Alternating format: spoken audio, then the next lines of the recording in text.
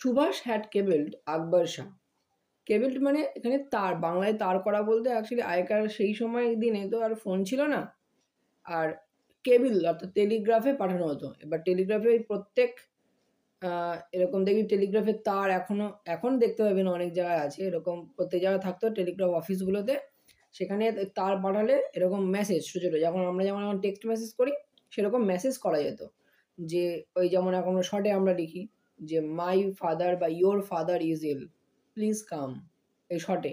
কারণ ওই প্রত্যেক শব্দ না কিসের জন্য হয়তো একটা নির্দিষ্ট চার্জ বা একটা প্রাইস ছিল, তাই সেটার যাতে যত শব্দ লিখবি সেই হিসেবে তত টাকা হয়ে যাবে।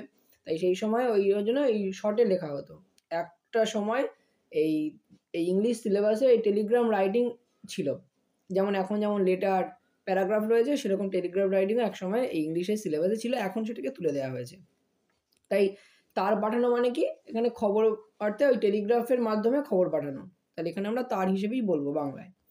সুভাষ হ্যাড কেবিলড আকবর শাহ, তাহলে সুভাষ আকবর শাহকে তার করে কি বলেছিল? To meet him at Calcutta, তার সাথে যেন সে দেখা করে কোথায়? কলকাতায়। Akbar Shah was a co worker, Akbar Shah ছিলেন একজন সহকর্মী। কিসের সহকর্মী? In the freedom struggle against British Raj. তাহলে নেতাজি সুভাষচন্দ্রও কি ব্রিটিশ শাসনের বিরুদ্ধে যেমন একজন স্বাধীনতা সংগ্রামী, ঠিক সেরকমই আকবর শাহও কি ব্রিটিশ শাসনের বিরুদ্ধে একজন স্বাধীনতা সংগ্রামী। তাই তারা কি হলো? একই কাজ যেহেতু করে তাই তারা সহকর্মী, co workers. He operated in the North Western Frontier Province. Frontier মানে প্রান্তীয় অর্থাৎ সীমানা বরাবর, আর প্রভিন্স মানে হচ্ছে প্রদেশ। তাহলে ওই আকবর শাহ কোথায় কাজ করে বা কোথায় স্বাধীনতা সংগ্রাম চালিয়ে যাচ্ছে সে? না, নর্থ ওয়েস্টার্ন অর্থাৎ ভারতের উত্তর পশ্চিম দিক বরাবর। হি ওয়াজ টু হেল্প সুভাষ স্কেপ, তাকে কেন সে কেবিল করে দেখা করতে বলেছে বা কিসের জন্য?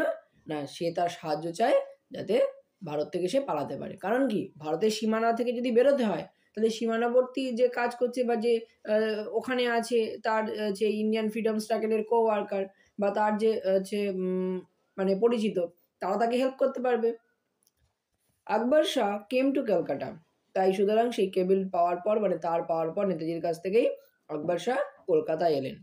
হি ওয়াজ ইন্ট্রোডিউস টু শিশির, তারপর তাকে অর্থাৎ আকবর শাহর সাথে কার পরিচয় করিয়ে দেওয়া হলো? শিশিরের সাথে। Together they went to a shop in central Calcutta, তারা একসাথে কোথায় গেল? সেন্ট্রাল ক্যালকাটা অর্থাৎ মধ্য কলকাতার একটা দোকানে।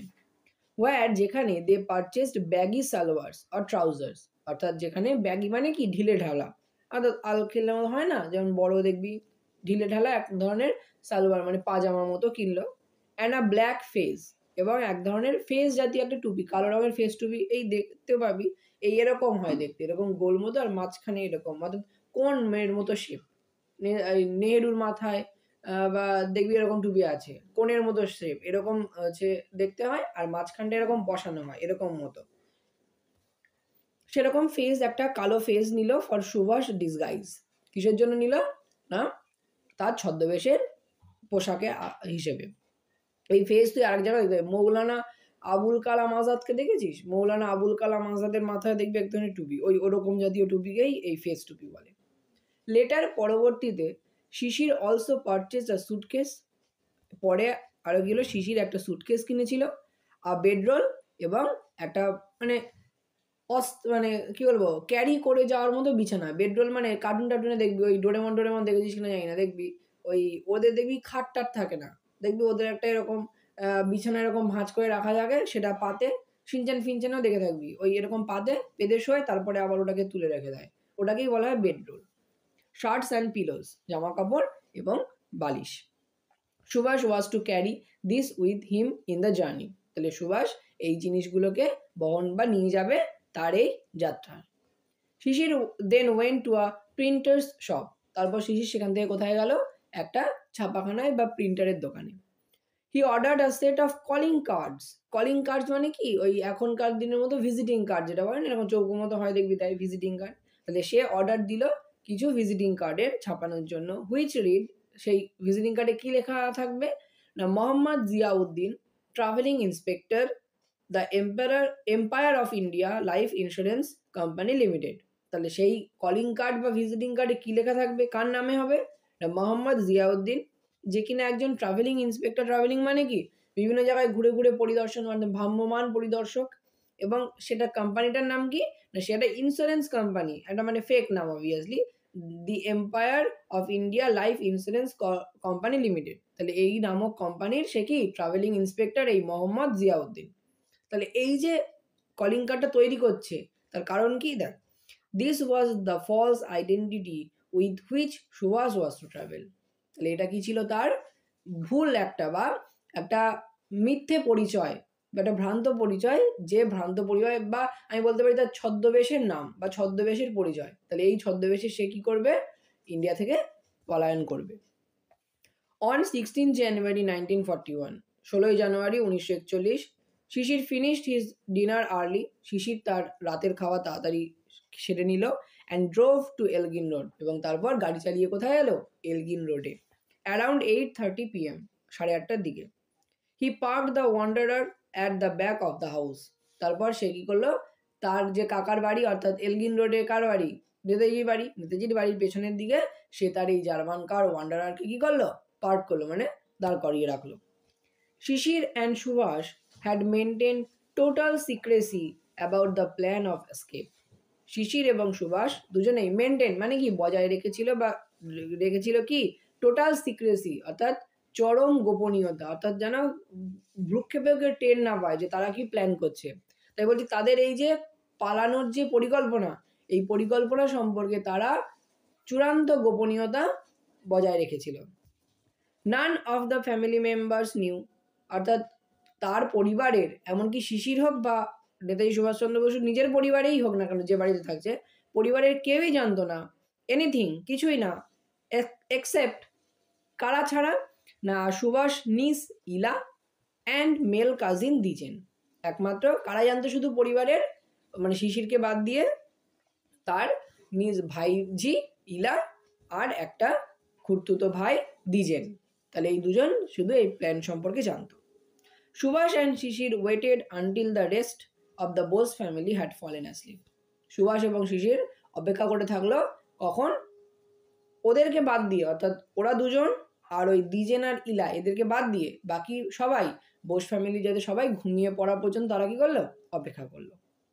Subhash had change into his disguise as Mohammad Ziauddin. তাহলে আমরা আগেই জেনেছি তার ফলস আইডেন্টিটির নাম কি, তাই সুভাষ এখন মোহাম্মদ জিয়াউদ্দিনের সাজে সজ্জিত হলো, অর্থাৎ তার ছদ্মবেশ ধারণ করলো।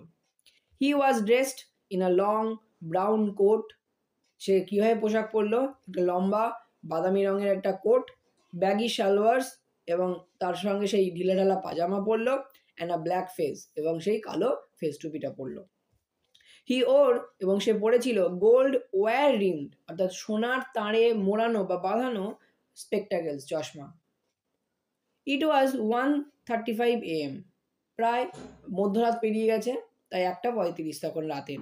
দ্য নাইট ওয়াজ মুনলিট, অর্থাৎ জ্যোৎস্না আলোকিত রাত বা সেই রাত মানে পূর্ণিমার রাত ছিল, তাই জ্যোৎস্না রাত।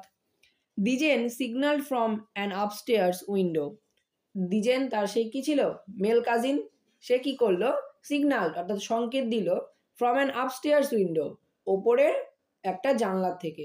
কি সিগন্যাল দিল, that no policeman was nearby, অর্থাৎ সুভাষের বাড়ির কাছাকাছি কোনো পুলিশম্যান নেই এখন।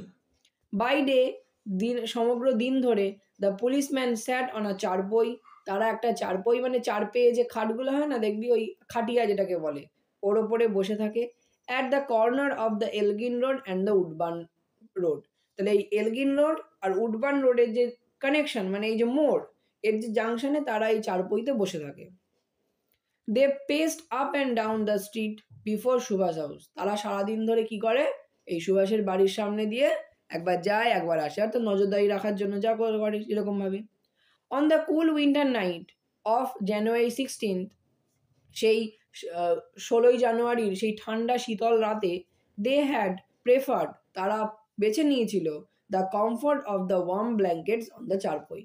তাহলে সেই রাতে পাইচারি করার বদলে 16ই জানুয়ারিতে খুব ঠান্ডা হওয়ার দরুন তারা রাতের বেলায় কি করেছিল না, ওই চারপয়ের ওপর গরম ব্ল্যাঙ্কেটের যে স্বাচ্ছন্দ্য সেটাই তারা প্রেফার করেছিল।